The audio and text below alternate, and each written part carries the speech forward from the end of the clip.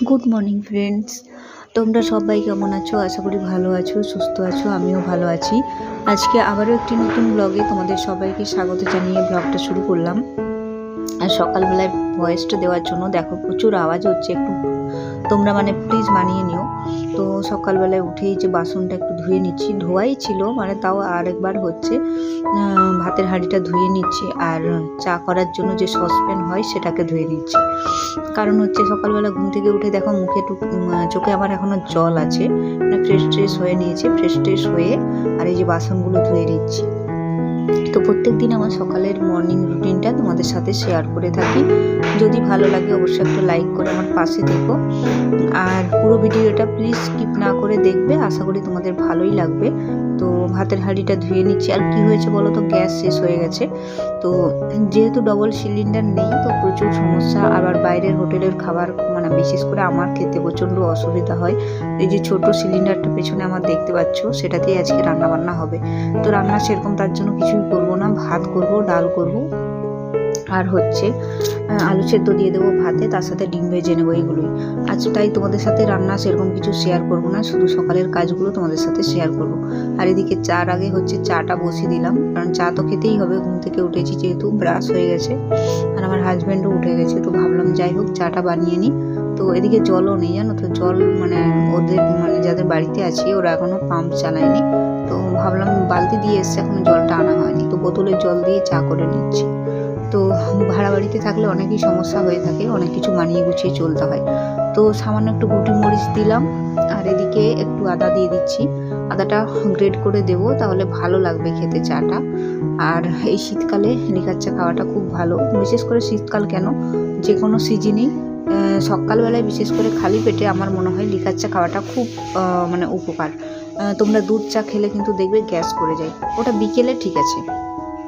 তো আজকে অনেক কাজ, পুরো ঘর দোরের অবস্থা একদম অবস্থা খারাপ হয়ে এসছে। তো আমার বোন এসেছিলো, তার জন্য ঘরগুলো তো গোছানোই হয়নি। একটা লোক যদি বাড়িতে থাকে, তুমি দেখবে কিছুতেই সেটাকে মেনটেন করা যায় না। তো চা করে নিলাম, দুজন মিলে চা বিস্কিট হচ্ছে সকালের ব্রেকফাস্টে করে নেব। আর খুব বেশি খাবার খাই না, কারণ হচ্ছে আমরা 10টার মধ্যে ভাত খেয়ে নিই।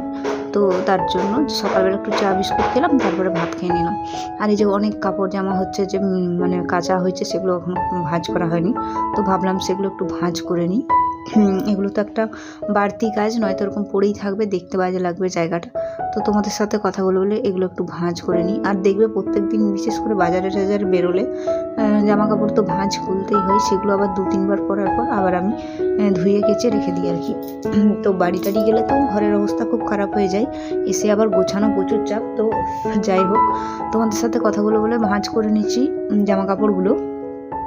আর ঘরটার অবস্থা খুব খারাপ হয়ে আছে। বললাম না, বাড়িতে অতিথি কেউ আসলে নিজের মতো করে ঘরটাকে করে রাখা যায় না, গুছিয়ে রাখা যায় না। এখান সেখানে এলোমেলো হয়ে আছে। ওই ঘরের অবস্থা তো খুবই খারাপ, ওখানে হচ্ছে যে কি বলবো, সব কিছু আছে এলোমেলো, আবার এই ঘরটাও এলোমেলো। তো ভাবলাম একটু গুছিয়েই নিই তোমাদের সাথে কথা বলে। আর তখন যদি নিজের কাজগুলোকে বেশি প্রায়োরিটি দিই, তাহলে নিজের মানুষটা আসবে ঘর, কি বলতো, তার সাথে সময় দেওয়াটা অনেকটা কম হয়ে যাবে। তার জন্য ভাবলাম যে না, বোন এসছে 2 দিন, বোনের সাথে একটু ভালো করে থাকি। ঘরের কাজ তো থাকবেই, আর তারপরেও ঘরের কাজ নিয়ে ব্যস্ত থাকবো।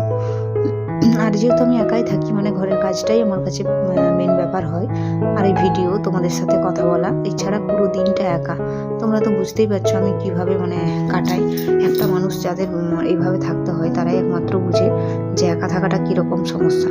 আমার হাজব্যান্ড হচ্ছে 10টা 10:30টায় স্কুল চলে যাবে, কিন্তু সারা দিনটা আমি পুরো ফাঁকা। আর ফোন বলতে তুমি কত ফোন দেখবে বলো, ইউটিউব বা অন্য কিছু ভিডিও কত দেখবে বলো, সেটাও সম্ভব নয়। তো যাই হোক, তোমাদের সাথে কথা বলে ভিডিও এডিটিং করা বা ভিডিওতে ভয়েস দেওয়া বা বিভিন্ন রকমভাবে কাজ করা, এগুলোতে আমি সবসময় নিজেকে ব্যস্ত রাখতে চাই। তো তোমাদের সাথে কথা বলে ঘরটা ছাড় দিয়ে নিলাম। এরপর ঘরটার অবস্থা খুব খারাপ, জানো তো। তোমাদেরকে ক্যামেরায় জানি না কীরকম দেখাচ্ছে, আমার তো প্রচণ্ড মাথাটা ধরে আছে, মনে হচ্ছে যেন অ্যালার্জি হয়ে যাবে। ডাস্ট অ্যালার্জি অনেক সময় থাকে না, ডাস্ট অ্যালার্জি হওয়ার একটা চান্স থাকে। তো যাই হোক, এদিকে হচ্ছে ঘরটা একটু মুছে নিচ্ছি। আর ঘরটার অবস্থা খারাপ, তো ভাবলাম না মুছলে হবে না। আর ঠান্ডাটা খুব লেগেছে, কিন্তু ঠান্ডা লাগলেও সোয়েটার পরে আমি কাজ করতে খুব একটা মানে অস্বস্তি লাগে।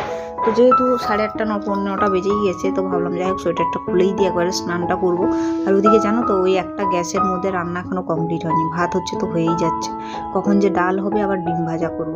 তো যাই হোক আজকের খাওয়াটা মানে ছোটোখাটো জিনিসপত্র দিয়ে করলাম, মানে ডিম ভাজা, ডাল আর আলু সেদ্ধ, কিন্তু বেশ ভালোই খাওয়া হয়েছে। জানি না এরকম খাবার সব সময় তো ভাল লাগে না, কিন্তু যখন দেখবে অতিরিক্ত রিচ খাবার খাই তখন দেখবে আমাদের এটাই ভালো লাগে। তো কেমন লাগলো ভিডিওটা অবশ্যই কমেন্টে জানিও। তো আজকে ভিডিওটা এখানেই রাখলাম, আগামীকাল আপনাদের সাথে আবার দেখা হবে। ততক্ষণে সবাই সুস্থ থাকবে, ভালো থাকবে।